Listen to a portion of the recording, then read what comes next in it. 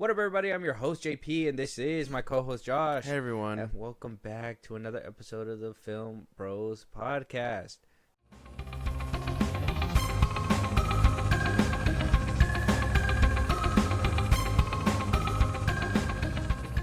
I think we've already talked about that this season is not your favorite. It's not necessarily the worst season for you, but I just like the weather. You just like to... Oh, yeah.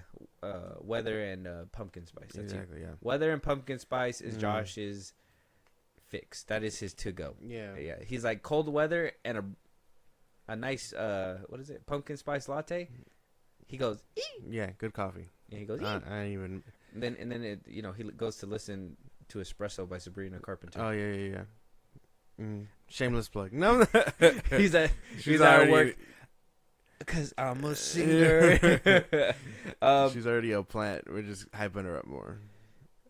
Yeah, basically. A really good-looking plant. So we're going to go ahead and move forward and talk about other spooky things that are happening within the industry. And a lot of scary things have got people talking. First things first is Shazam star Zachary Levi pledging his allegiance to Donald Trump. Now, I know what you're thinking. We don't do politics here. This is not what we do. We don't do politics. We're not choosing a side. We're not saying that he's wrong for this. No, we don't care. This is not what this is. He was the talk of the town. He goes from, I'm writing for RFK Jr. He gets kicked out, and now he's like, my full allegiance is going to Donald Trump. Yeah. And what really got me, like, okay, a lot of people are buzzing, like, you've seen this coming, blah, blah, blah, blah, blah, blah, blah. One thing that Zachary Levi himself said was that, during the speech, he was going all in, saying, make your own choices, vote for yourself, blah, blah, blah. He said, I did. Me voting for Donald Trump is basically career suicide. And I said, my mans, slow your roll there. Like, I was on board with everything. You could pick your political take or whatever. Yeah. Once you say that picking Donald Trump was career suicide, first of all, you committed suicide when you put the video. You committed career suicide when you spazzed out at the end of Shazam 2. It was career suicide when you did Harold and the Purple Crayon. If you don't know about the movie, we do. Yeah. Yeah. That was career suicide. I think now he's just a phantom. Like, ooh, my career's still around. No, it's not. I'll do something here and there. I mean, I don't really have any... Making films with Gina Carano over there at fucking Daily Wire. Probably, yeah. I imagine that's what's next for this man. But, not that I care about his political views. It's just the downfall of Zachary Levi needs to be studied. He's hitting every branch on the way down. Where we talked about, like, Rachel Zegler, and, even though we do have our problems over there, like, she managed to kind of stop, right? Because she knew how to be quiet. This dude doesn't know how to shut up. No. He's always in the news about something. Always. Like, whether it's it started with Shazam, and then it was like, the strikes and all that stuff, and then the Purple Crayon, his movie, and now he's just endorsing Trump full effect. I mean, good. I mean, if he feels that strongly about it, good for him, I guess, but... Yeah, no, this dude needs to be studied. Career suicide is crazy. Yeah, I think you put it right. Hitting every branch on the way down. I see him coming back. I could see him making some kind of resurgence down the line if he just switched up his craft. But no, it's not happening. No, him personal, like, acting-wise, if he were to put it all on the line, probably. Public-wise... He can't just hold this. He can't be cool. He can't be like Adam Sandler, just chill like a cucumber, just walking around. No, he got to like walk around and be like, I was in Shazam. Yeah. That was me. Mm-hmm. Not even the good second one either. It was just... Imagine Billy Batson, or is that his name? Billy Batson? Mm-hmm. Right? Imagine him, just a Democrat, voting progressive. He says Shazam. And all of a sudden, he's going for Trump. Like, you're never getting your body back. We're living as adults, tax-free. Right. He's going to do what Black Adam did. You just live forever. I seen that comic cover. I think there was that one little animation thing where like he made him turn back after thousands of years, and he just kind of like turned to he dust. turns to dust. Yeah, That shit was crazy. that's why. I mean, that's what should have happened to The Rock, but I guess not.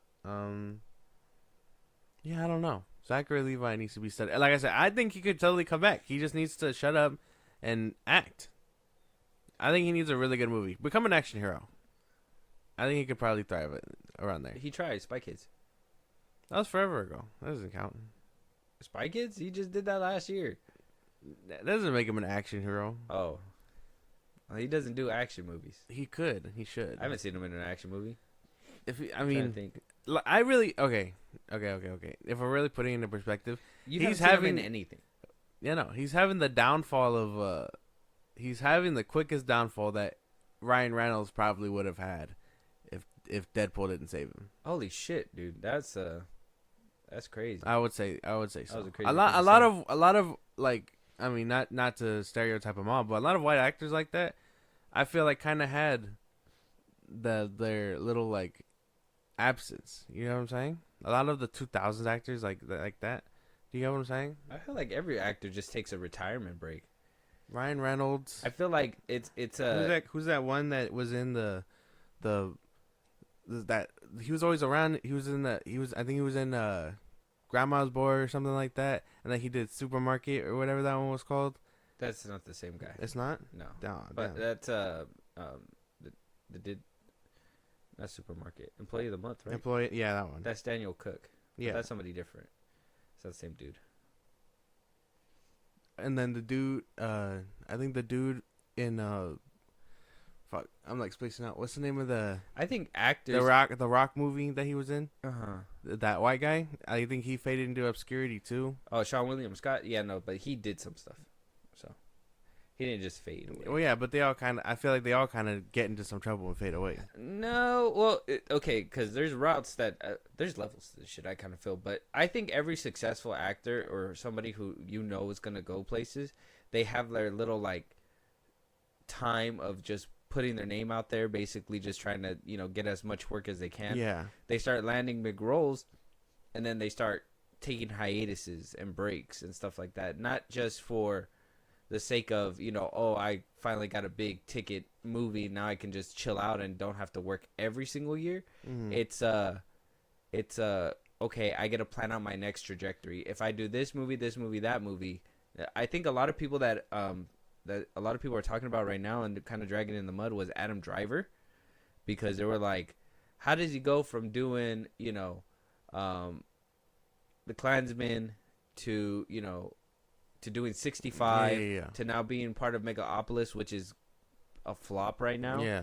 So a lot of people are like, well, who's his publicist? Why aren't they trying to stop him from making these mistakes or whatever, blah blah? But it's like he's having a thriving career. He can't be mad that he's trying different things. Exactly, and on top of that, I mean, he's working with like top name directors. Exactly, like, it is what it is. Francis Ford Coppola, as high as he is, he's a big name. Yeah, exactly. So it's kind of I think that they usually just take hiatuses as time goes on. I think Andrew Garfield basically came out and was like, "Oh, I'm out of retirement. I took a couple year break and now I'm back to I'm back to acting." So it's like I kind of feel like they just kind of take that time, and then you have the ones that make themselves household names that they can come back to, and then other people that are like, well, yeah, they just basically fade into obscurity. Because Sean William Scott, I mean, the only other thing I seen him in was in the Lethal Weapon when around season 3 after Cletus Clay or whatever his name was, Clay Crawford, after he left the series. That's when he came in to kind of play that next person. And then we did hear about that he wanted to be DC's Booster Gold. So, it just depends. A lot of these actors, I don't even think it's just white actors, because then you also see what's happening to Jonathan Majors. Well, that's a bit. I mean, I would say that's a bit different, but I mean, he didn't fall into obscurity. He had a big collapse very quickly. But like all those two. So did Zachary Levi. Oh yeah, Zachary Levi. That was a big collapse in a short amount of time. Yeah, but that's self-inflicted for sure. But is it different if they get into legal trouble versus they just make every wrong step along the way? I think getting into legal trouble is a wrong step along the way. I think regardless, it all falls under the umbrella. I think obviously there's bigger wrong steps, right? Domestic abuse is a lot worse than just being an asshole on set or something, right? Like, oh, I'm just a fucking dick to everybody. Yeah, because but I think I'm this, that, and yeah, the third. I guess what I'm trying to say is, now that I'm trying to like really articulate it, is like, does legal trouble is definitely a problem, but he had a fast track because of everything that happened. Zachary Levi currently has the chance to, I would say, potentially save his career. Maybe do a couple more straight to streaming, see where he gets, and then Zachary Levi is in a harder position. He shot himself in the foot, where you can make the case that Jonathan Majors, though he did make a wrong and he shot himself in the foot for putting himself in that situation, it was a situation that he couldn't always avoid. So he can get that grace. Zachary Levi is a different breed. He literally is crashing out before our eyes. That man is crashing out so hard before our eyes. Like, it's completely different. Like, if Michael B. Jordan, having the highest career, came out tomorrow and was just like, I'm a Trump supporter, fuck everybody, BLM sucks, whatever, blah, blah, blah. Like, he'll lose everybody. Yeah. And that's the meanest crash out that you could ever do. What happened with, like, this is kind of like a singer artist, but like Doja Cat, as somebody who, she basically was like, the fans, fuck the fans, I do this, whatever. And then she lost a lot of people. She's not as prominent anymore. You know what I mean? It's just, crashing out is different than some outside circumstances happening, but Zachary Levi crashed out. Oh, okay. Like, one thing, right? Like I said, Rachel Zegler, she knew she was getting in hot water and she pumped the brakes. Now she's doing a full-on PR cleanup right now. Zachary Levi, he has no PR, and he's not pumping no brakes. He's just doing that man shit. Is actually like, I'm doubling down. I'm tripling down. And if this is career suicide, such a crazy thing to say. As he ties the knot, in, or the bow, whatever, kicks on the what he chair. had. Look, man, That's funny. Zachary Levi is a spooky topic to start off this episode. It scared me. Yeah, it's a jump scare. Aha! So let us know what you guys think. Zachary Levi is crashing out right before our eyes. Let us know what you think about this crash out. Do you have that video of the Shazam 2 clip? Like, go watch Shazam 2. If you want to watch John Wick, pew pew pew. His desperate attempt. To garner. If you have that and you haven't seen fans. it, or if you do have it or whatever, and you just keep it in your folder just for laughs, interesting. But Zachary Levi is crashing out. So let us know what you guys think. Moving on, though, Scream 7 is getting a release date for sure, coming straight from the camel's mouth. Neve Campbell saying the announcement,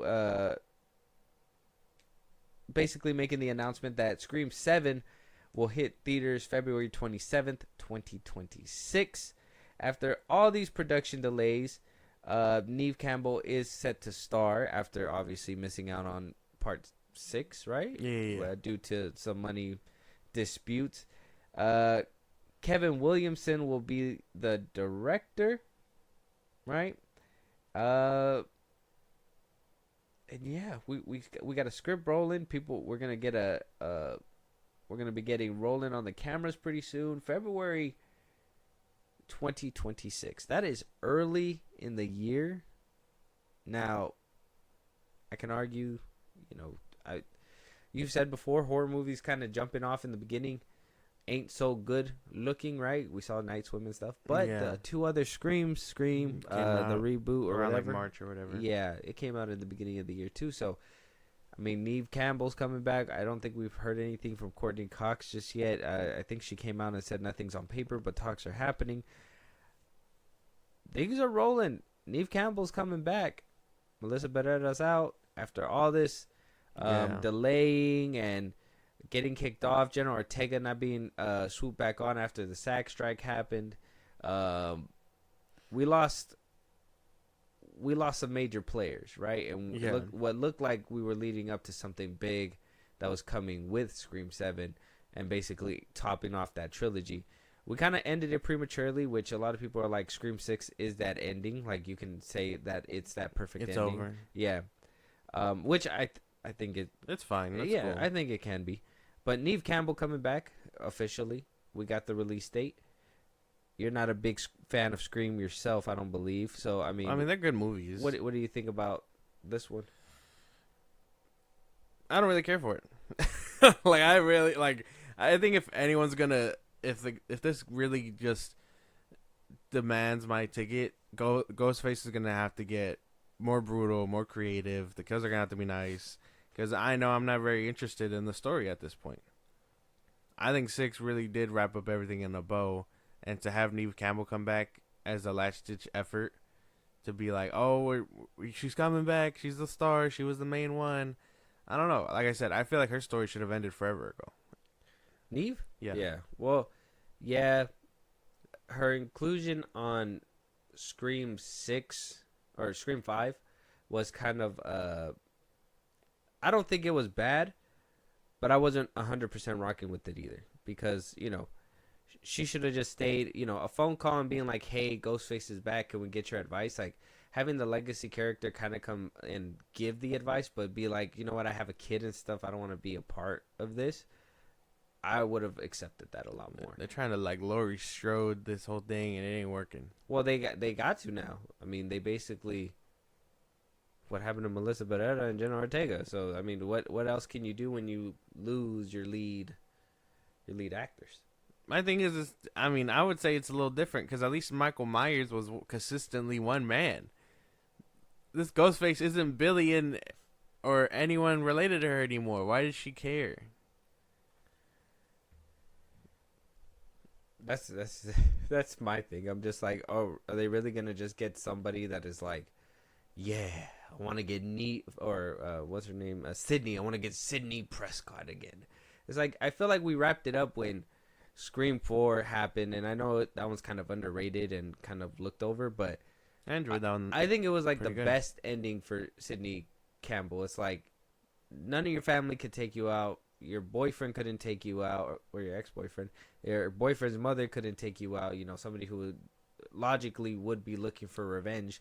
And then, you know, half brother, whatever, they got a little bit deeper, got a little messy with Scream 3. But then Scream 4 kind of tied that bow. Like, she is the final girl. Nobody can take that away from her. And then by Scream 5, you find out she moved away and she's living her life. So why even bring her back? Why do we care? We have all these rich characters that we had from Scream 4 that we could have easily brought back for this one. Yeah, no. Yeah, you don't. I don't know if I care, dude. I need a trailer. And even then, it's a year away. I imagine this gets like left in the fog. So, but you kind of agree, Sydney Prescott's story. Well, yeah, no, I figured Okay. she should have died forever ago. Died? Yeah. Not lived happily ever after somewhere in like some meadow? No. So you wouldn't like it if like, or would you have preferred like if maybe in Scream 5, screen opens, right? Neve Campbell is the beginning girl. Let's just say Sydney Prescott, she's the one in the beginning that basically gets cut up. Like, you could never escape or whatever. And Yeah. then boom, they move on to the next people. I would have preferred something like that, yeah. Oh. Either that or, yeah, I don't know. Maybe in 4. I don't know. Something that Drew really... Barrymore the shit out of her. That, shit, maybe. Just something that would have gotten it quick and done, because to be like, no one ever survives or whatever, that would have pushed that whole the whole meta narrative home. But the fact that they did it to Dewey, and like they tried to do it to Courtney Cox's character, and I mean, I know she's the most gangster one, but and then for it to just not happen to Neve outside of a couple stab wounds or whatever, then yeah, I don't know. Yeah, I started thinking like about Drew Barrymore's crash out with the SAG strike too. I should have probably used that one as an example, but she kind of crashed out as well. Mm-hmm. But yeah, Scream finally getting a release date. I think this one is gonna need a trailer for me too. I personally just don't. I don't see where you could go. You're just gonna pivot so hard, and then for you guys to pivot and be like, we're bringing back the OG person that really doesn't make sense in the story anymore. Yeah. The gymnastics that they're gonna have to do in this movie to hurdle all the obstacles just for it to make sense that they brought her back is gonna be crazy. Now, if they just open it up and they prove like she's the Scream Hunter now, like they're just popping up like a bunch of fucking, I don't know, rats or whatever, like people are just copycatting like crazy and she's taking them all down, that'd be crazy. She just got the Scooby-Doo band. That'd be kind of foul. She's basically killing teenagers. Uno, motherfucker. That's crazy. reverse. She goes to jail. Yeah. She goes to jail. Has a whole lawsuit against her and everything. Scream 8. That's Scream 8. Yeah. You killed my son. Yeah. Yeah, because he was killing Screaming other in the people. courtroom. Yeah. Yeah. Mm-hmm. Scream 8. Yeah. It's a documentary now. About mass murder when the victim snaps, retaliates. Yeah, it just gets super meta. Oh damn! I don't know where to go from there. That's but funny. let us know what you guys think. Scream 7 is coming out February of 2026. February 27, 2026. Kind of close to Valentine's Day. So I mean, Yeah. if you can't make Valentine's Day, at least you could be like, hey, we'll make it up. We'll go to a Scream 7 premiere or something, right? Let us know what you guys think. Neve Campbell coming back. She's going to be heading. We haven't heard anybody else coming back. Hopefully Hayden Panettiere comes back for me. One can only hope. I thought you were about to do like a record scratch. I thought you were going to be like, wiki. Okay, no. I was like, why? Why would you have done that? You went a different direction with it. Anyways, moving on. Let us know. The Alkalite. Oh my God, the Alkalite. Though you think we're escaping, we're not escaping. We go, we come back. We go, we come back. We thought we had the numbers correct when it came down to the Alkalite. The disastrous stunt that was the Alkalite. When we talked about it, we thought they spent about 180, right? 180 million on the whole project as a whole.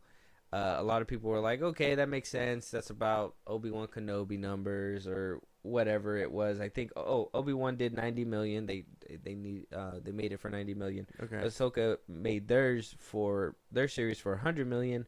The Book of Boba Fett was 105 million. The Mandalorian was 120 million. Skeleton Crew right now is tracking at 136 million. Andor being the biggest at 250 million. Now, like I said, that would make the Alkalites in somewhere between Skeleton Crew and Andor still. We thought it was $180 million. Turns out after tax filings and basically, obviously the cancellation happened with the Alkalites, so they're filing taxes, basically putting a lid on it. Turns out the show actually took a whopping 231 million, making this Star Wars show the second highest grossing show, closer to Andor with 250 million. And Andor looks way better And looks beautiful. The CGI looked amazing. Star Wars can benefit from shooting on location. I think that's just the best way to put it. That's true. Use all that money for fucking CGI and just shoot on location. I always thought the budget was bigger because of the fact that you shoot on location. No, it doesn't require as much CGI. Well, Obi-Wan was made only on the volume. They were like really talking about the volume. So like, I mean, and that looked like shit. Kind of. And looked decent too at some point. Well, I mean, you're spreading thin the CGI. The Inquisitor base looked cool. Well, yeah, no. The Obi-Wan Kenobi fight when they were like throwing rocks, that looked weird.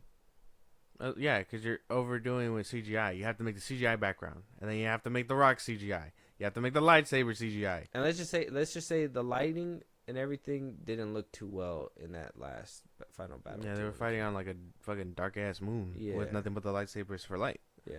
So I mean, it looks good like for thematic reasons, but outside of that, it's a fucking nightmare. Ahsoka didn't look that well either.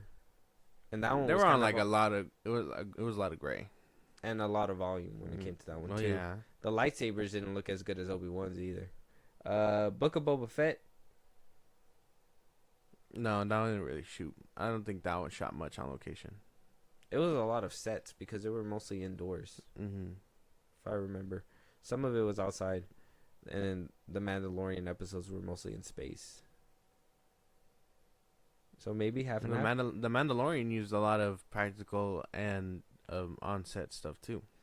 Yeah, practical in the volume. Yeah.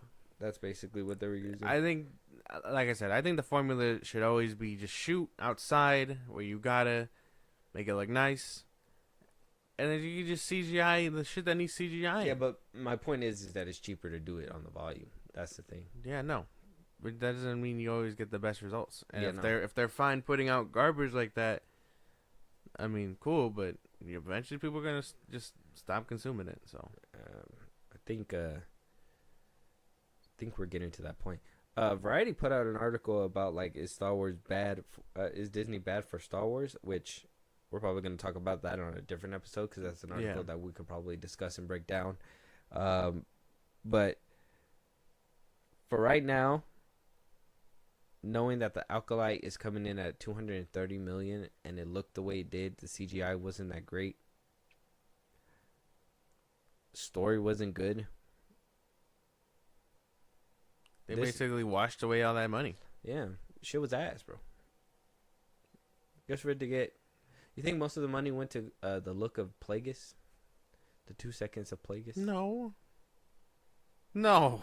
They're like, that's 100 mil right there. Yeah, no, I don't think so. Yeah. I would say it probably went into, again, the background, the actors, CGIing things that probably didn't need it. I mean, they were on the volume with a fucking fog machine for all we know, you know? Mm-hmm. I don't. Yeah, no. Star Wars has a problem with too much CGI. Well, I mean, we could just go Star outside. Wars needs CGI. That's the problem. But you're right. Shooting on location makes it a lot better. You know, having the scenery helps bring to life whatever, you know, sci-fi they're putting into the world. Like that one scene in Andor, I never forget it, where like the roar of the TIE fighters, like how scary it is because you never heard it from that low, and for them to just come down and kind of like swoop the water, pass by, and then just fly, that shit was like intense. And I'm like, that's what they need. They need to be able to shoot on location where, you know, they could really use the elements of the sci-fi with our reality and make us believe it more and make us love it a lot more. It's always that combination is always going to be the best. If you make something practical and then cake it up with CGI, you're just dressing the thing. And I wonder if it's like production that says no, like or like producers and stuff that like no, it's too expensive, or is it like directors that are like lazy? I'm pretty sure because like I Chloe's out, she bragged and boast about like being on location, right? And I wonder if that was like a hard sell. Like, can I shoot on location? Like, I'm assuming it's all up to directors, right? I think it's probably a mix of both. Depends on where they want to go.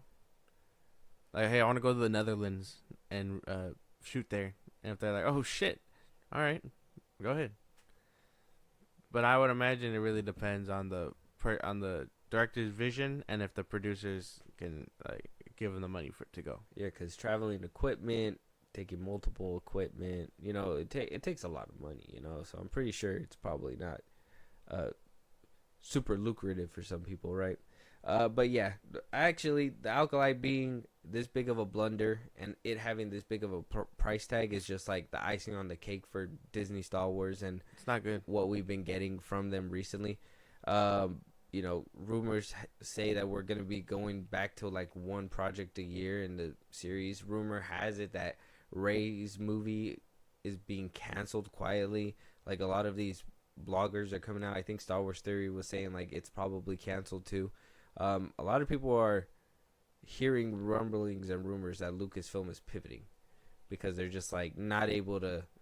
They're able to create one smash hit, but then after that, it's like, what happened? What happened? Yeah. What happened? What happened? Division, you know, talking this, talking that, and whatever, and blah, blah, blah. And I know a lot of people, you know, and shout out to the Voice Unscripted, too, because they'll probably look at us, too, and be like, it's your guys' fault. You guys don't like it. You guys don't, you know, it's, you know, it probably is our fault. It probably is. I care about good shit, bro. I care about good shit.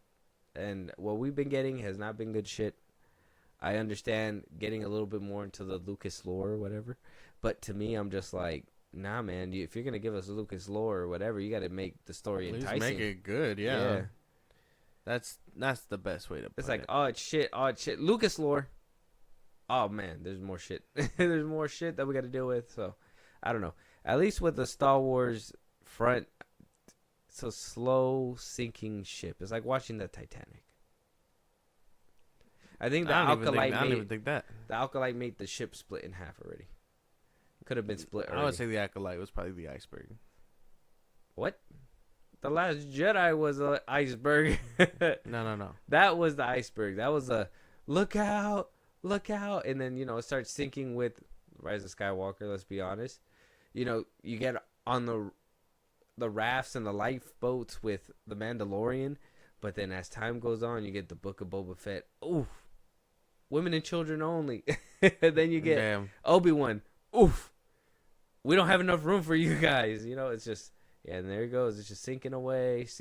Nobody's stopping it. Probably. It just sucks. Yeah, I'm not really too interested in Acolyte news anymore. It's time to put it to bed. I'm ready for your Skeleton Crew, I think. Yeah, I've been moved on. It's funny when you think the Acolyte is out of the woods. You can't get a break. No. Standing right behind him like, yeah, we're here. We're here to fuck up your day anyways. But let us know what you guys think. Did you rock with the Acolyte? Are you telling us that we should be more appreciative of what we're getting, right? Are you one of those, like, at least you're getting Star Wars? Like, let us know. I'm kind of curious about that. Like, would you rather have Star Wars content or actual good stories when it comes to Star Wars? I was right in that wave, and then the Acolyte shook the foundation. So I think at some point I think everything has a breaking point. Okay, let us know what your guys' breaking point is. Moving on, Joker 2. Oh my god! I remember the first Joker. I remember everybody came out talking about it was a masterpiece. It's the best thing that ever happened. Todd Phillips got it right, and then we get to the Joker 2. People are getting to watch it, and reviews, I would say it's like 80-20. 80% hate it, 20% are saying it's good, it's inventive. Some people are straight up saying that it ruined what Joker even did, the first Joker. People are saying this is just a cash grab, this is just money. Comments are just through the roof when it comes to this movie. I mean, have you been seeing these comments? Is this shaking your what is it? Like, I don't think I've seen the reviews like that. No. A lot of people are like, I see that people are saying it's bad or whatever, but I'm not seeing like actual reviews of it. Like I don't stay on Rotten Tomatoes. It's not my thing. But like a lot of people who I have been praising, for the most part, I would say Lady Gaga, because she can sing. Yeah.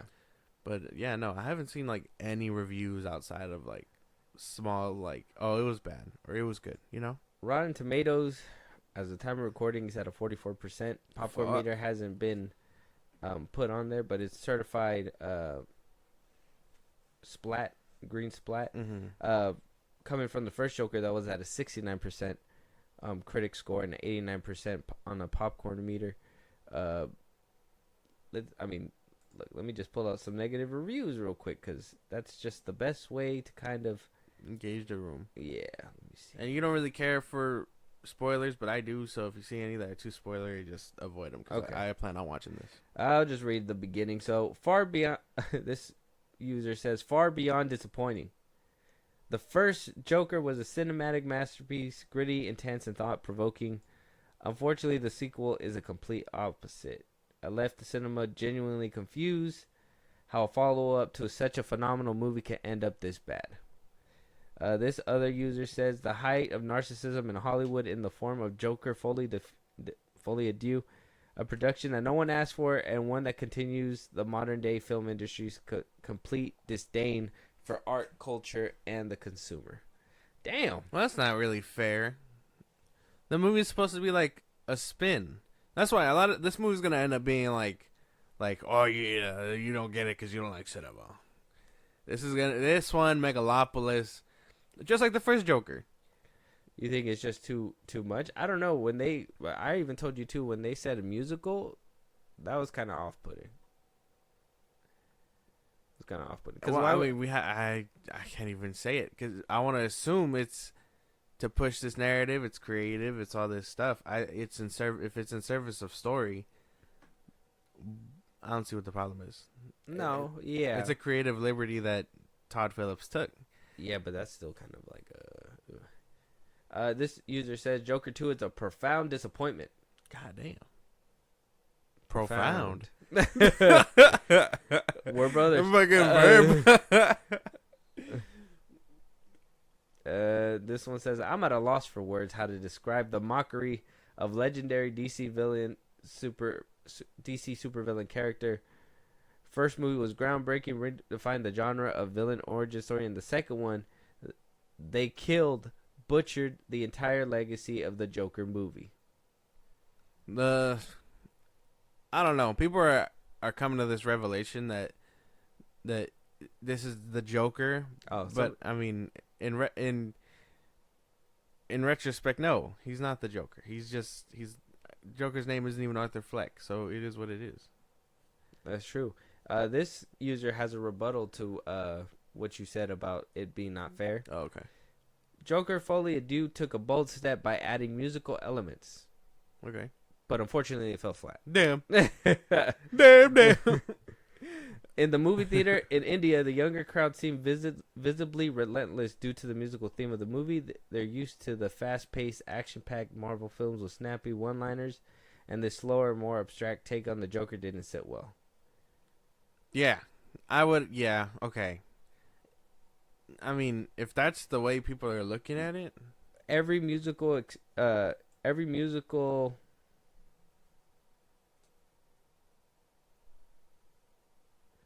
Harley doesn't have much depth, but I didn't like how it went musical. This user says it even wasn't a proper musical. They just sang random songs matching how they feel. So I mean, it doesn't sound too random then. If they're using music like how they said it, how Todd Phillips said, if they're using music to push the narrative and get how they feel across the board, the music feels like filler. That's what they're saying. Like in between, there was no story, so they had to do that. Like they tell you how they feel and then they sing how they feel. That's kind of normal. I would say that's kind of normal. I wouldn't want. Doesn't all musicals do that? Yeah, right. Because they're always like, what was it? Grease. I mean, that's the best one I could think of. Shout out to Grease, but yeah, like he doesn't watch a lot of music. When he's like, it's like, tell me more about the girl, whatever, and she's like, oh, she's this, she's that, and then whatever, and then it goes into song. It's like she's electrified or whatever, and then they start singing in the car shop or whatever the fuck. You know what I mean? Like it starts with a conversation. And then they, basically expressing how they feel, telling the people how they feel, and then it moves to song. Yeah, to basically convey that. It's meant to be entertaining and stuff. Because I wouldn't want the song to be like part of what they're conveying. You get what I'm saying? Like I don't want them to like treat it like High School Musical. Like I wouldn't want it like that. Don't sing to me while you're trying to push the plot. You can sing and then push plot. You know what I'm saying? Like, I'd rather find it more interesting that way. Whoa, I don't like this High School Musical disrespect, bro. It's not disrespect. It's just how they do it. No. High School Musical 2 didn't do that. High School Musical 1, yeah. No. Yeah. Not gonna stop, that's who I am. No, well, yeah, no. But it's like... that... The first one. Like, think about the... Oh, the first... Okay, I give you the first where one. They're singing around where they're singing around, like, the tables and stuff. And they're like, oh, I don't want to be a band geek. I want to skateboard or whatever bullshit. Breaking the norms type shit. Yeah, the first one was definitely like camp rock and code. Yeah. So, like that's what I mean. Don't push the narrative. How do I word this? Push the narrative with the song, but don't sing to me about what's happening. You know what I'm saying? Like, I'd rather the song be a side piece to what's happening. That way it's more entertaining. I'm trying to think of an example because I don't even think High School Musical does that. Yeah, you don't watch a lot of musicals. No, because if they suck, I'll show you a clip. It's a little childish, but I don't know if you've heard of the show. What? The Little Mermaid. That's a good one. Scuttlebutt didn't move anything forward for anybody. Scuttlebutt. Oh yeah. Scuttlebutt. Yeah, no, that didn't move anything for nobody. That's a good example. I hated that. Okay. Yeah, no. Damn, it's hard to fucking. I'm telling you, I gotta get you to watch musicals. Yeah, no. Fuck you. What do you think I want to watch? Hamlet? No. Hamlet? You mean Hamilton? Whatever the fuck. I don't give a fuck. That's crazy. Hamlet? That's funny. No, not. I feel like that's a famous poetry person too. Hamlet? Isn't that a name of a Shakespeare poem? Probably, yeah. There you go. I was right. No, you're far off. No. Hamilton. I've never seen Hamilton in its full entirety. I don't want to see La La Land. La La Land's pretty good though. You know, Ryan Gosling and Emma Stone. You know, it's a good movie. That's what you say. But it is. But then it has music. It won hella awards. Huh? With who? What do you mean? Ryan Gosling and Emma Stone. Yeah, but I didn't. I think it won Best Picture, and Ryan Gosling and I can't remember if Ryan Gosling and Emma Stone won or if they were just nominees. I can't remember. You can check that right now. That's a good question. Go ahead. If I'm completely wrong, then I'm thinking of something else. But I think Emma Stone was nominated. So she got Academy Award for Best Leading Actress in the role in 2017, Best Directing 2017, BAFTA Award, Best Actress 2017. Oh, this is just saying like whether they were nominated or not. They're not saying like if they won. Yeah. It has 307 nominations, but it won an Oscar for Best Performance by Actress in a Leading Role. Emma Stone, Best Achievement in Directing, Best Achievement in Cinematography, Best Achievement in Music, Best Achievement in Music in a Motion Picture. It's an Oscar winner for Best Achievement in Production, a nominee for Best Motion Picture, a nominee for Best Performance, a nominee for Best Original Screenplay. All these are just nominees. The rest of them, for the BAFTA Awards, it won a few in the BAFTA Awards. Wow, it got 4 of the 5 nominations for Best Original Score. Were the first time nominees since the highest figure in 1967. So they got robbed a couple times. They did get robbed. La La Land's Best Picture loss was to Moonlight, which means it was nominated, and it had a whole Miss America thing happen.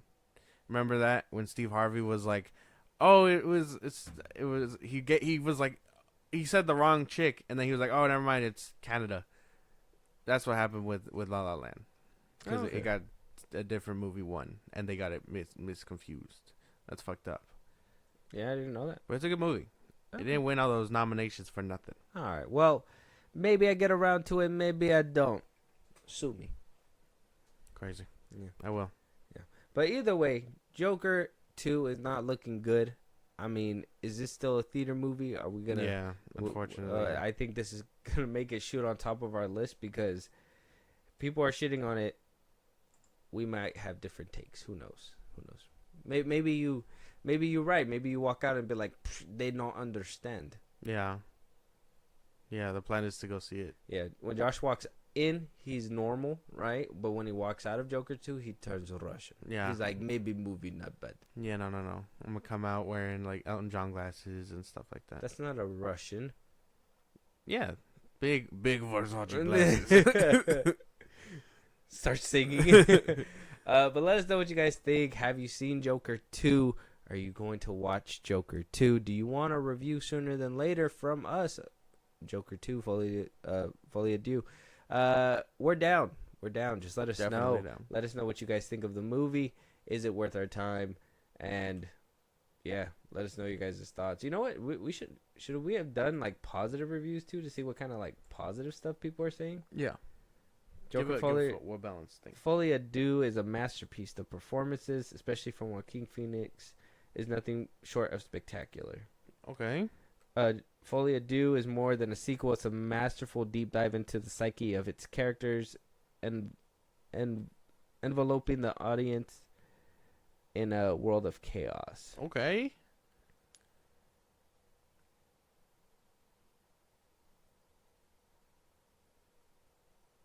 this will again win multiple Oscars. DC is setting the tone right this time, taking us back in time, but setting the stage for humongous thrill that's coming, says this user. Humongous. This user says, disappointed that people don't understand art in the highest form. The movie is one of the best creative movies ever, and people are rating it 5 is beyond my understanding.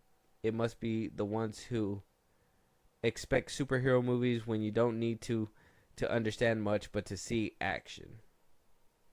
Ah, damn. That user called everybody stupid. They said, if you don't like Joker 2, you just like to see boom, bap, pow. I don't know, Josh. This movie might not be for Shut you. up. Yeah. Stop pushing this false narrative. Shut up. It's not a false narrative. It is. It is. Because it's only started happening recently after Deadpool 3. And you're wrong. You did say Deadpool and Wolverine did make the movie for you. It was a good movie. That's what you said. Yeah, it was a good movie. The story wasn't there. All right, man. Okay, well, you just gotta admit it. No. You just okay. Boom, bap, pow. This man like boom, bap, pow. And if it don't have boom, bap, pow, he don't like it. No. Yeah, basically that. Let us know what you guys think, though. Joker Folie Ado. We're moving on. Venom 3 got a bunch of leaks. First things first. Apparently, Regal themselves dropped the pick and let us see some popcorn buckets, and people think it's a huge spoiler, saying that we're gonna see anti-Venom within Venom 3. Okay. And that we're gonna see, obviously we seen in the trailers, Noel. A lot of people are speculating that we're gonna actually see him in the flesh, and the person that will be playing him, according to Daniel RPK, so take it with a grain of salt, no major news places have broke it yet, is Andy Serkis. Andy Serkis as Noel. So I mean, let's start with the first one, the popcorn bucket, basically showing off anti-Venom. Did you see that yet? I saw that. Yeah. Well, what do you think? Do you think it's a spoiler, or you think it's just merch and people are overreacting? I would say it's kind of spoilery. They drop they drop buckets for the movies. It's not uncommon to be like, oh hey, this character's in it. Here's a bucket of it or whatever. Like we've seen that happen. That's nothing new. You know what I'm saying? So I would say that's kind of spoilery, outright. And then Andy Serkis as Noel? Not my pick. I'm sure he can do great. I'm not gonna discount the Serkis, but I will say, not my pick. That's crazy. That was kind of left field for me too. And Andy Serkis being the guy to play Noel, isn't he supposed to be like this tall fucking scary dude? Yeah. Andy Serkis isn't tall. They can CGI him like they did in The Last Jedi. Oh yeah, that's right. But Schnook. It feel kind of cheap. I think Norman Reedus was probably a good pick. I hope it's wrong. Oh, you want Norman Reedus as Noel? Yeah. Oh, that's interesting. It's a good pick. That'd be crazy. Noel just shows up on a motorcycle. I would say that's more likely than Andy Serkis. And I don't want to fully doubt this man either, because I know he can do crazy stuff. No, he can act his ass off, but let's just say Sony hasn't been hitting any nails on the head lately. Yeah, no. So an Andy Serkis pull for Noel could possibly just be a stunt and not actually something that they were thinking was the smart decision to take. Maybe. Could just be an in-house thing. Yeah. But, yeah. I mean, he's rumored to be around post this movie. That was another thing. Those rumors were going around, too. Because Tom Hardy came out and made it seem like this one was his last one, taking to Instagram to post underneath the Venom movie saying that that's all she wrote for me and the big guy. We promise to make this the best of them all. We've loved these. Thank you for your love and support. Come join us on The Last Dance. For those of you that enjoy a good time from all of us in the team, let us entertain you. So a lot of people are thinking that's the big farewell. And so obviously a lot of people speculate Venom 3 is going to be the last Venom. The Last Dance obviously is the title for it. And they're like, well, no, where is he going to fit within all this? And how is he going to, work in the future and whatnot. Sony is obviously making Craven and all these different villain spin-offs. Is Null gonna be the Thanos of the Sony universe? Are we gonna see Craven the Hunter, Morbius? Okay, who else? Madam Web. Oh, don't forget the 3 chicks, the ones that turn into spider chicks. That's a Sinister Six right there. Oh, they going up against Null, bro. Andy Serkis is Null, huh? Vulture. Where's he at? He's supposed to be in the Sony universe. Oh, that's true. Keaton. Sinister 7. That just sounds wrong. Sinister 7-Eleven. No. Oh, Scorpion. Oh no, he's in the MCU. No, MCU. They never bothered. Well, I would say, I think they're probably gonna hand the mantle off to someone. Isn't that wait? Just real quick. Isn't that sad? Even like the studio just forgot to even like cross your ass over. It's like they remember Keaton, right? Right, Mysterio. Supposedly he can go through different universes. That apparently that's not fake or whatever, but he can possibly do it. Back pocket type shit. But Scorpion, you just seen him for 2 seconds. and never seen him again. He's probably gonna be in the 4th one, but even then, who knows? Oh yeah, apparently I don't know if you heard the rumor, but apparently King in Black is the name of Spider-Man 4. Yeesh. That's not good. That involves Null. Oh man, that's not good. Mm-hmm. That's not a good thing. Oh, does it? So would that mean Sony is gonna be lending Null to the MCU? Sure. I'm pretty sure. So they're probably gonna do another. If they really want the trio back, they're probably gonna have them 3 face up against him. That's what I imagine. Big payoff. Toby, Tom, and Andrew. In Spider-Man 6. Whenever. Fast track it just so it can get the cash grab. Andy Serkis is like, you tell me I gotta be in 3 more movies? I'm gonna get jumped by spider people. I hope they pass the mantle down. I hope Anti-Venom... Oh, he should just take just saying, Andy Serkis, just take a book out of Madam Web. I was getting premonition, so I had to destroy these spiders way before they turn adults. Don't do him like that. It's not his fault they cut him up that way. Yeah, it was so bad. Don't do him like that. But I would say, I hope Anti-Venom is the next step for these movies. I hope they're not just done. I hope we get to see the character keep on. No, I'm good. I'm not. Venom 3, The Last Dance. I'm Anti-Venom. Good, yeah. Huh? Anti-Venom. Yeah. No, but you saw a Venom horse. Yeah, we're good. We haven't seen Anti-Venom though. No. But I saw a Venom horse. You remember that? I want to see them. They put that in the trailer prominently. They put it in the trailer. Yeah, Vorse, Vish. Yeah. Oh yeah, a toad, a Venom toad. Vod. Yeah. We're good. No, I think we're good. No. I don't know. I think we're. No, if you knew what the fuck was going on Earth, you wouldn't even want to mess with that goofy shit. You'd just be like, I stay here. He's fine down there. That was the one thing. These movies are fun and all, but oh man, I wish they were something else. There's no stake in the game. Everything is just goofy. That whole thing in the first Venom where it's like, oh, it took him 6 months to cross. It's still a meme to this day. That shit's funny. How long? How long did it take? 6 months. Is this picture going to Malaysia? Yeah. Or something? What the fuck? Stupid. Funny thing. But that's what I mean. I wasn't expecting that. I was expecting full on Lethal Protector, fighting other symbiotes. Because Scream was there, and you had all the ones to make the what I forget what his name is, Phase or something like that. They could have done something really nice, but they chose to really take it as a jokey way, which again I don't mind, but I was expecting something else. That's the shit that annoyed me though. It's even in the first Venom, I understand that that's probably what needed to happen or whatever, but knowing that you're gonna get that with Carnage one of these days, because you were basically, you kind of felt like if they're making a Venom movie, you're eventually gonna get Carnage, right? They did that with the first one, and you couldn't tell who was who. To the point where they had to do a slow-mo crazy shot and be like, whoa, while they're both inside of the fucking thing, and then they go back to it.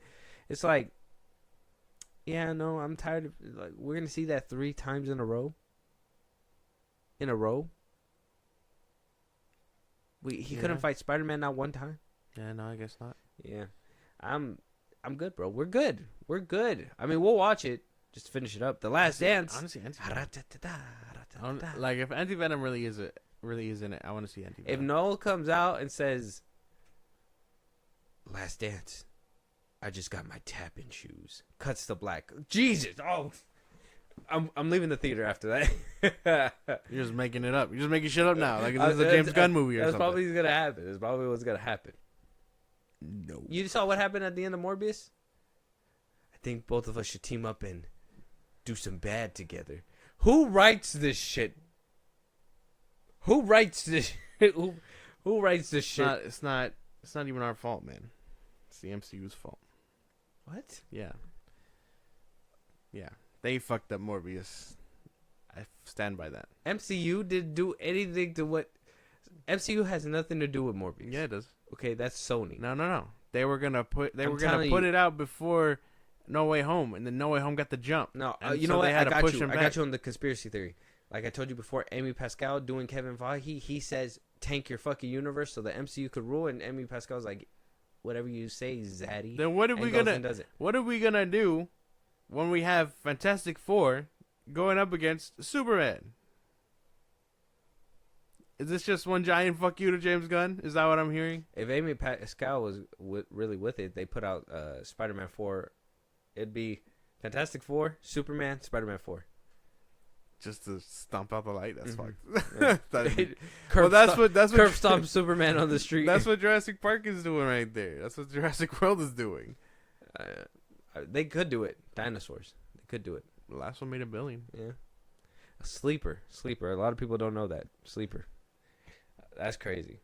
But like I said, let us know what you guys think. Noel coming in. Rumors of Spider-Man 4 being called King in Black. Could we see Noel crossover even further? Are you guys done with the Venom franchise? Like, is this it for you guys? I'm telling you, I really want that Noel thing to happen. The Last Dance. I just got my tap-in shoes. Like, that's just... It'd be perfect. What? No. Crazy. Yeah. That's crazy. A mashup. It just do all the 2000s tropes. Damn, I lived through an era, my boy. I lived through an era. But let us know what you guys think. No, seems like he's gonna be here to stay a little bit. Spider-Man having a few movies, seeming like we're gonna get Venom within this universe over there as well. Until we get a little bit more concrete stuff. We did also see Tom Holland over there talking to Amy Pascal, going to visit. So things are in the works. We're moving. They're making plans. And if Sony's trying to make a plan to integrate their universe with the MCU so they could both be lucrative and not just be like the redheaded stepchild. That's fucked. Yeah. Let us know what you guys think. Moving on, though, James Gunn just announced a collaboration with Matt Reeves. While we're over here thinking that they don't give a two shits about each other, that they're over here bumping heads, they have a collaboration. DC Studios, WB Animation are going to be making animated movie called Dynamic Duo, teaming up with Swaybox to make a mixture of animation, what's it called, stop motion, CGI, practical elements all into one to make a Batman, not a Batman, Robin. Oh, Batman and Robin, yeah. Animated show or animated series. Now, if you don't know who Swaybox is, I don't know if you've heard of them before. Honestly, yeah. Did you hear about this show happening? I've heard about it. Dynamic Duo. Mm-hmm. I don't think it's supposed to be Batman and Robin. I think it's supposed to be about. Oh, it's gonna be following the early days of Dick Grayson and Jason Todd. So it's Dynamic Duo. Now, if you don't know who Swaybox is, I do have a video. They did do a Super Bowl commercial a couple years back, and this is kind of what it looks like, so you can get a hint of what we might be looking at. Yes! Another sack. You lose. That'll make it 4th and very long. Super Bowl champions once again. Oh, it's not over yet. Snap to Lamar. It's too high.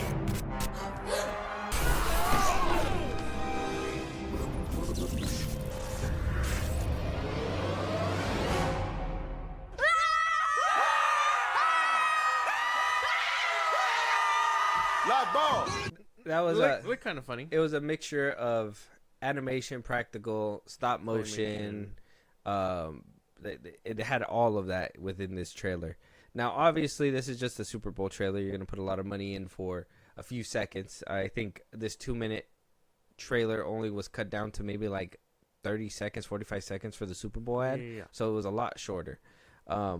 But it got the point across. So if you're seeing that with just a few seconds or a couple minutes, imagine what you could do with an actual like movie budget. Yeah. It'll look cool. Sounds kind of nice. What I imagine now, if we're really going off like this little commercials thing, is Jason and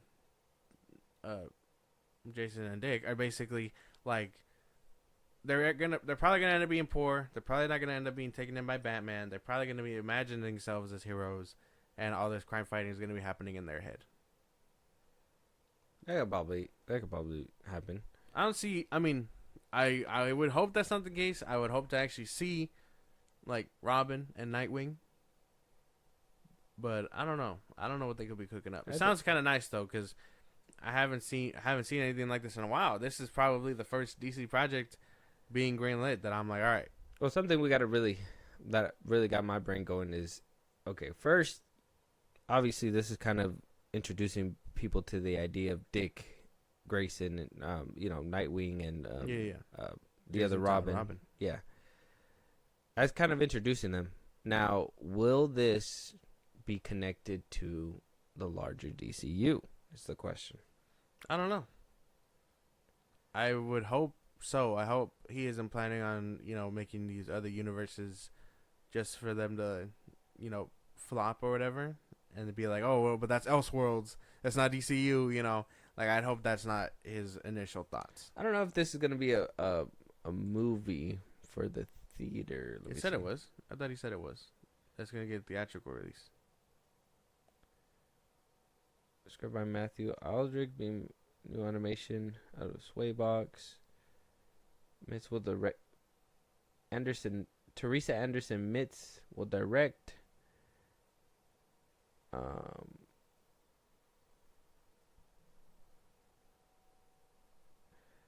Note, the storyline here isn't connected to the Matt Reeves Batman and the Penguin canon. Oh, so probably DCU then.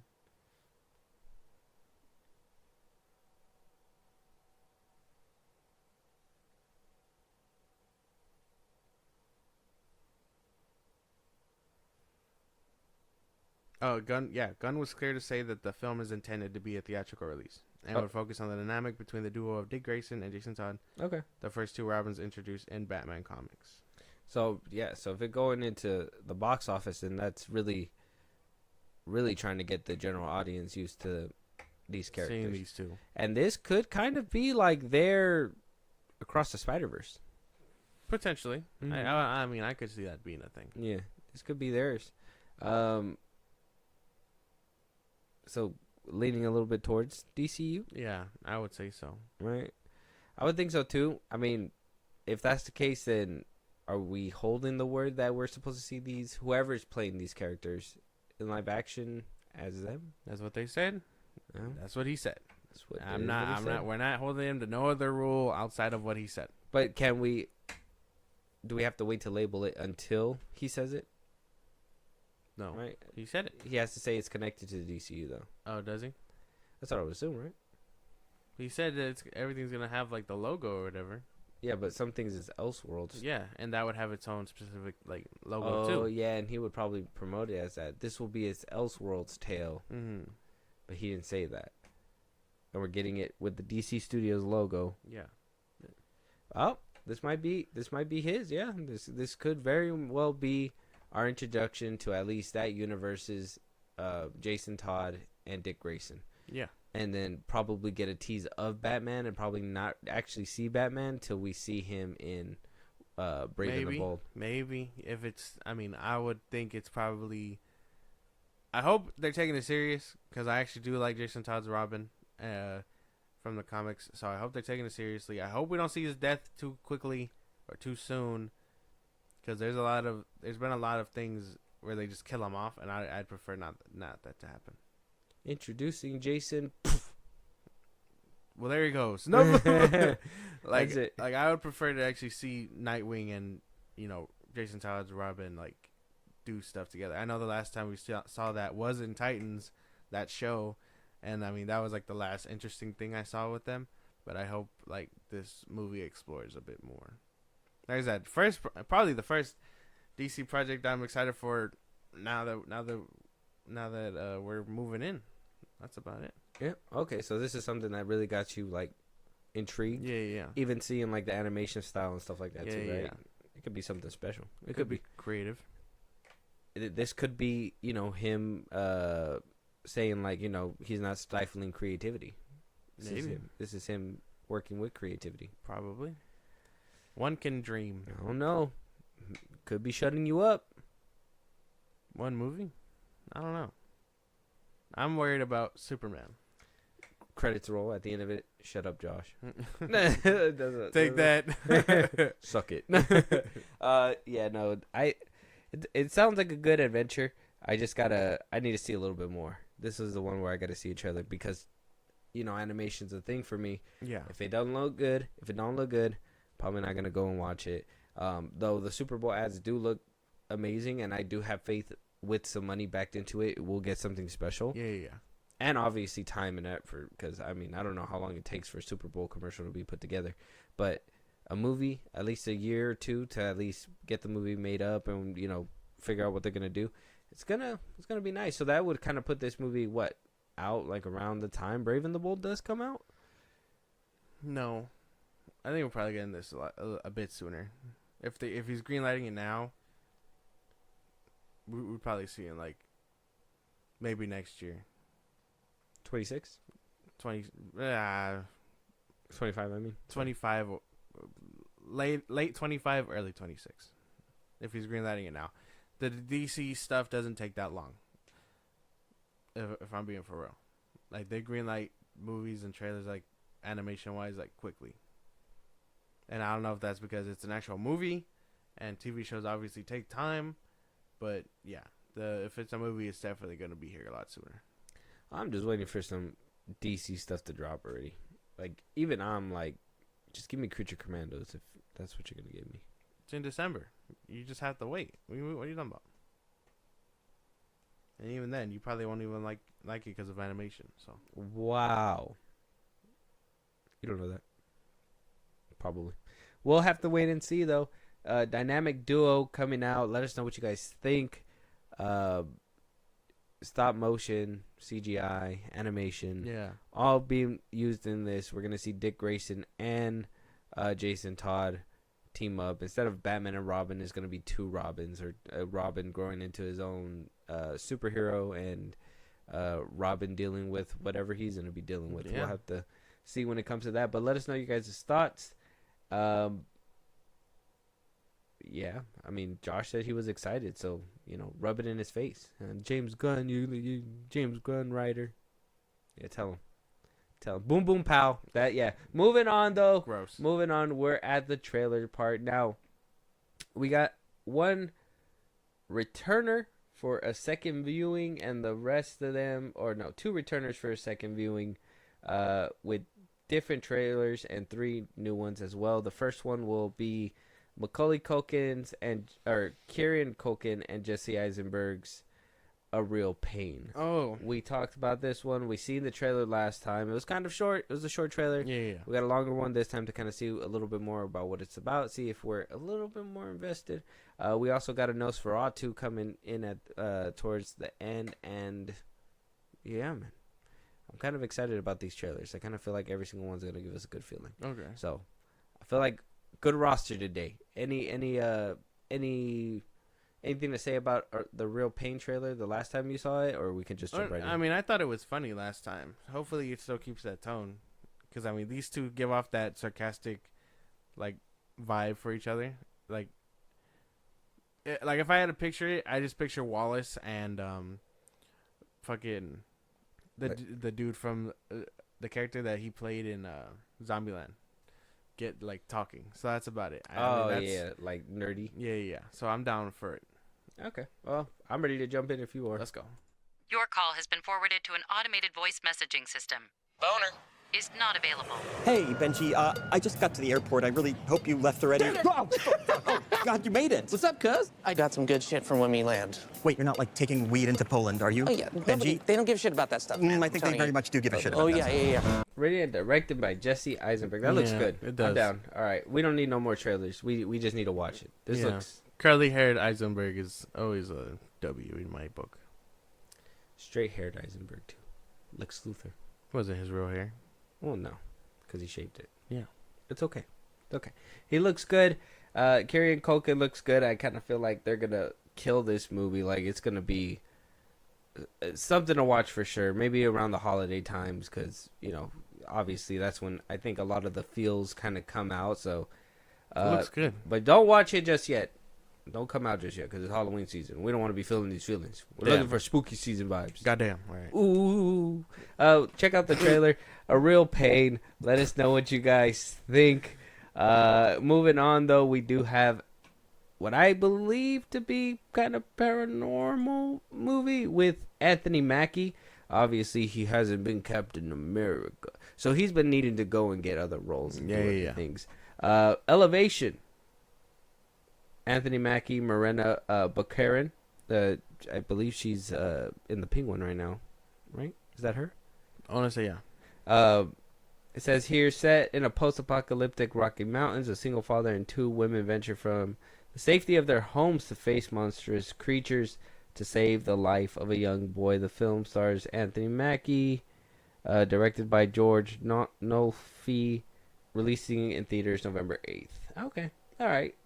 Something a little spooky. All right, time to kick off the spooky season. Let's go. Anthony Mackie, Captain America. You excited? Yeah. Yeah? Yes. All right, let's go.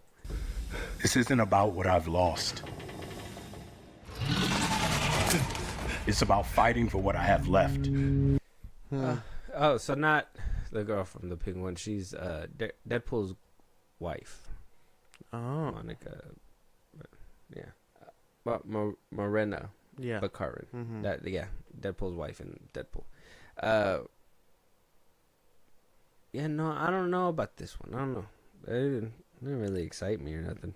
Looks kind of basic. Yeah. I don't know about a theater movie. Streaming movie.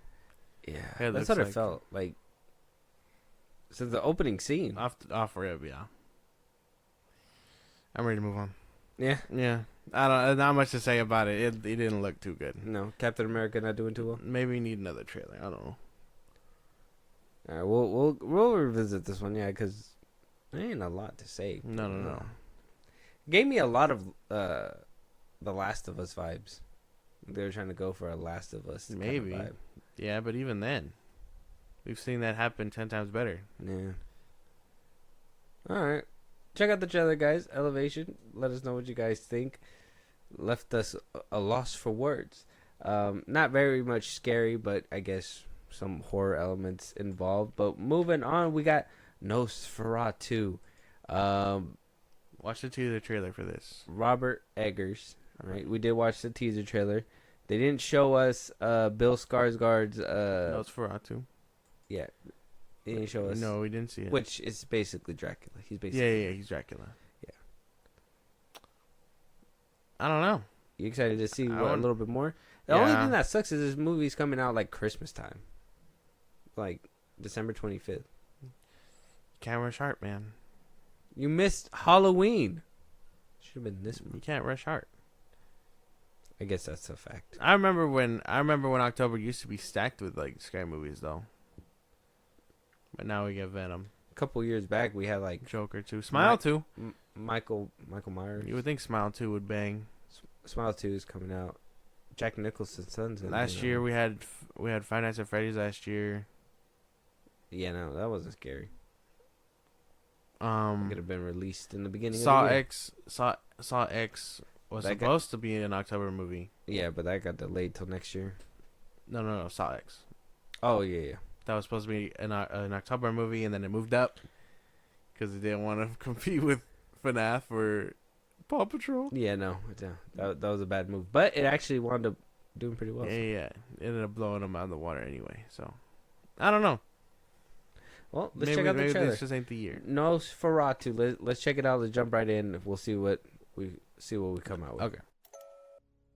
I've never shared my secret with any soul. You've had these spells since childhood. Tell me what you can from the beginning. It is like a dream. It was our wedding. When we turned around, everyone was dead. The stench of their bodies was horrible. Standing before me was death. Nicholas Holt, bro, he slept on 100%. Slept on, but this looks good. It looks good. I really hope. I want to see Dracula. That's my big thing. I don't want this to be wasted. Like, oh, look at the things going on around him. He's not even a presence in the movie, and then we don't see him for like the whole movie and up until the ending. Godzilla, 2014. Like, I don't want that. I want to see him. I know we saw his fingernails, we saw his shadow, we saw everything but him. Yeah, I want to see him. What if they don't want you to see him until you go to the theaters? Maybe, or they could be fucking around. They could be, and I really hope that's not the case. No, it's true. Yeah, that could happen. Like I said, Godzilla 2014, and that's a big motherfucker. How do you keep him off the screen? Is the question. I won't be misguided. No, we all were at one point. It looks good, but I am cautious. Okay, I'm all in. My chips are all in. You're a little cautious. You might be putting half your stack in. Yeah. All in for me. I'm in there. Nosferatu, take my money. Okay. Yeah, I'm in there. Front seat, front and center. Christmas, that's my gift. I want that. That's what I need. I'm sitting right there. Just travel back in time to the 1800s. To the first Nosferatu? Yeah, hell yeah. That'd be cool. Yeah, I don't know, man. Yeah. You know, I don't even think this is like your time period. I don't think you like shit like this anyways. Yeah, but it has like Dracula and stuff. And it could be cool. You don't like vampires. It could be cool. You don't like horror stuff. It could be cool. Yeah, but you're yucking on my yum, bro. I don't like it. What? Don't even repeat it. I don't know. But it looks cool. Like, it looks like it looks well made. It looks nicely put together. It has people I know. Willem Dafoe. You already said his name. Nicholas Holt. Nicholas Holt. Yes. It sounded like you didn't know him for a second. It has Dracula. The dude who's playing Dracula. Bill Skarsgård. Bill Skarsgård. I know him. Love him. But you haven't seen him. I just don't want it to be a waste. I don't know. This could just be a case of not showing the monster, and I'm 100% down to think that until I'm robbed in the movie theater, then damn. All right. yeah. I'm gonna keep this illusion that they're playing their cards right and doing what they're supposed to do, and not show you who the villain is so bad. Like that whole scene. I mean, the ending, the curtain just fluttering, and you kind of see the shape. You see his fingernails, and you see the hand going over the city. That's enough to establish a presence. You're not going to see a shadowy hand going over the city and be like, Nosferatu not finna be in there. Yeah, but that's why they could be doing all that and just not show us. They can, but don't yuck up my yum. Stop repeating that. I don't even know what that means. Crazy. Moving on. Yeah. Let us know what you guys think. Check out the trailer, Nosferatu. Looks really good. Robert Eggers. Yes, he's doing the Lord's work, cooking it up real good. Moving on, though. Yeah. We have a 24 film called Baby Girl, written and directed by Helena Regine, starring Nicole Kidman, Harris Dickerson, Antonio Banderas, and Sophie Wilde. Antonio Banderas. All right. You in? Enough. You in? It's called Baby Girl. Let's go. You ready to watch a movie called Baby Girl? That's right. All right.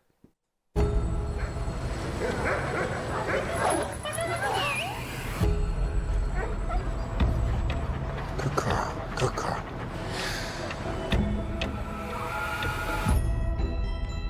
Being a CEO means being a collaborator and a nurturer.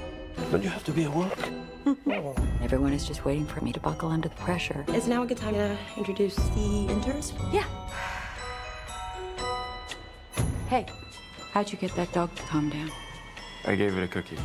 You always have cookies on you. Why, do you want one? Who decided to make me a part of that mentor program? You have 7 minutes. So, how did it start? I see myself as a... Power-hungry personality? You think that's what I am? I think you like to be told what to do. Sorry, I didn't mean to... That was incredibly inappropriate. The movie don't look bad. Nicole Kidman is going through a crisis, though. I think this is a cry for help. It's been a couple movies that I've seen her do this. I'm like, why is your old ass thinking you could fool around with the young ass men in these movies like this? Like, you just, she's been doing it for the. She did it with that Zac Efron movie on Netflix. What's it called? It was Zac Efron and Family something. It's called Family something. I don't know if you've seen it. No, you haven't seen what it. No. What'd you think of the trailer? I mean, it looks good. It looks cool. The trailer looked nice. The movie looks well put together. Just, man, just another one of those female fantasy things. And you're not into that. No, not necessarily. I can't relate. I'm not into it. I mean, the woman in this movie is actively cheating on her husband. Yeah. And I mean, this is what I was telling you about the other day. They try to like romanticize this, and they try to make it like, oh, but it's sexy and you know all these kinds of things. And while it's wrong, it's definitely wrong for men's stories to tell this, for female stories to tell this. I just can't get behind this genre, dude. Like, even if it's like 50 Shades of Grey, at least then they're together, you know. Like you know, it's not like she's cheating on anyone and he's not cheating on anyone either. Like, either way, that's like, it's like, I think it's the hyper sexual nature of these films. Like, even like Challengers too. Like, I know a lot of people, or some people watched it, but I can't get around to it because even though I like Zendaya in the role or Zendaya, I'm like, this is hypersexual, and I can't just do hypersexual movies like that. Like, there has to be a reason for it. Like how you said, like Couples or something. Like, if 50 Shades of Grey passes for you, sure, but like, that's a little too over the line. S&M shit on a movie screen, that's kind of... That's why I didn't understand the hype either. There was a lot of movies coming out like this during COVID. What is it? What's that big one on Netflix? 360? Gerald's Game. Yeah, that one. There's another one on Netflix. There's a lot of them on Netflix where they just explore this fantasy of like this sexual nature. Yeah, I think that's where I kind of like, it just gets a little too much. That's what I'm saying. Like, I personally didn't like that A Family Affair. That one was weird because it was literally, I mean, if you're not going to watch it, if you don't mind me just talking about it. It's Zac Efron. He's the boss of the little girl or the daughter's, he's the boss of the daughter. She's basically the assistant. Yeah. She does whatever he says. He's like an actor. He pushes her too far. She quits. He goes to try to apologize, and he starts banging Nicole Kidman because she's like, well, that's hot. And then the daughter the whole time is like, Mom, why are you doing this? Like, he treats me bad. I tell you how bad he treats me, and he's a bad person and stuff like that, but you're still banging him. And she's just like, I don't give a shit about anybody's feeling. I just care about myself. And I'm just like, this is fucking dumb. Like, I just don't like these kinds of movies where it's just over the top. Like, why are we showing people these kinds of things that this is the type of stuff? It's kind of like when that Cuties movie came out and everybody was like, what the fuck? Why are you showing this kind of stuff? Like, the little girls dancing like that and shit like that. I don't know. There's tasteful ways to explore these things. It's just, if you're really that into it, read the books, dude. Just read books. Books are full of this fucking smut shit. You could just read it. I mean, some people like these kinds of movies. Like, for females, sometimes the fantasy is all they need, right? Like, yeah. I think I can understand that. It's kind of like with us when we watch, like, superhero movies. We don't actually think, you know, we don't actually think that shit's gonna happen, but we know that jump off a building. we get into it and shit like that or whatever. But you do have those instances of realism where somebody does jump off a building and they kind of just hit the concrete. Yeah. I don't know. It looks like a well-made movie. I don't know if I'm gonna get behind it. A24 made it. I'm gonna have to tell CJ about this one. Yeah. That one seems. I probably gotta tell Julie too. I'll probably show her the trailer, see what she thinks. But yeah, because we watched The Family Affair, and even she said too, like, it was kind of dumb. Like, she didn't like some of the way that the Nicole Kidman was moving, and that's what I'm saying. Like, she's going through a crisis because she did that in that movie, and now she's doing it in this movie where like she's going with a younger person and stuff like that. I'm just like, is she just at that age, or is she actively wanting these roles? Because the only other role I seen her in was in Aquaman. Oh yeah, she's already close to 60. I imagine that this is probably a cry for help. Interesting. Let us know what you guys think though. 60? She looks kind of decent for 60. But you could tell that she's old though. You could tell like in like the skin and her neck and shit like that. And I'm just like, oh, okay.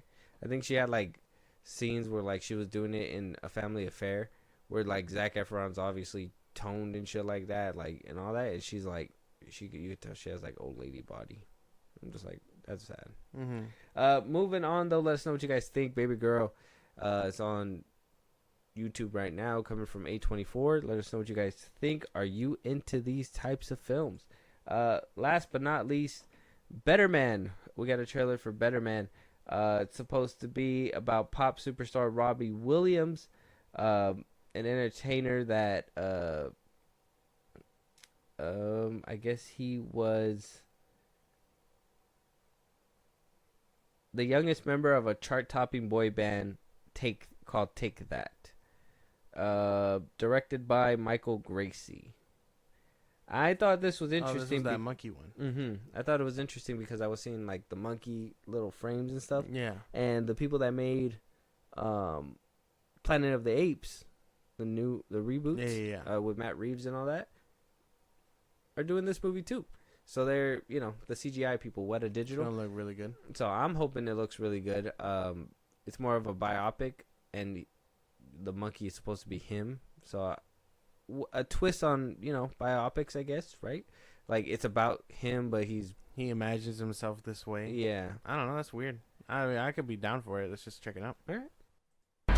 I know what you're thinking. What's with the monkey? Fuck off, you tit. That's funny. Select theaters December 25th, everywhere January 17th. So end of the year, beginning of the year. Interesting. It looks like a good twist on a biopic, bro. I'm actually down for this 100%. Yeah. Looks interesting. Looks like it's gonna be for the narrative of the story, and it looks really good. Like the monkey looks really fucking good. Yeah. So I'm down. Probably gonna do obviously a few touch-ups before he even rolls out. Yeah, but it looks really good still. I thought it looked amazing. I'm down for that, and I love. This is the kind of like music I like to hear, like Bohemian Rhapsody, right? That's what it's called. That one was cool. Obviously, Straight Outta Compton. Like these kinds of movies, I'm down for. Like the music biopics. I even seen the Back in Black. Yeah. The Amy Winehouse one. I mean, they're pretty good. I gotta still watch the Bob Marley one. The Bob Marley one. That's the one you were telling me about yesterday too. Yeah. But I'm down for this. Yeah, no, it looks good. I can't even deny it. It looks pretty good. I don't even think I know this guy, but I'm down to watch it. Yeah, probably do a little homework on him. I'm gonna do a little bit more homework on him just so I know who he is. Get within the culture. But let us know what you guys think. Better Man trailer, it's out right now. With that being said, though, that is the last topic of this episode. But if there's any topics that you want to hear, want us to talk about, any movies you want us to review, any TV shows you want us to review, Josh, if you want to let them know where they can talk to us, hit us up, comment, be a part of the action, let them know. Twitter, TikTok, Instagram at FIlmBros Podcast. We post our episodes up. You can hit us up there for any news or movies you want us to cover. Buzzsprout, links in the bios of the socials I just gave you. It's like a Patreon. You subscribe, you help the show grow. We'd greatly appreciate it. You can listen to us anywhere you get your podcast at FIlmBros Podcast, Spotify, YouTube Music, Apple Podcasts. We're at a bunch of places you can check us out. And when it's all said and done, you can subscribe to our YouTube at FIlmBros Podcast. With that being said, we'll talk to you guys on our next one. Talk to you guys later.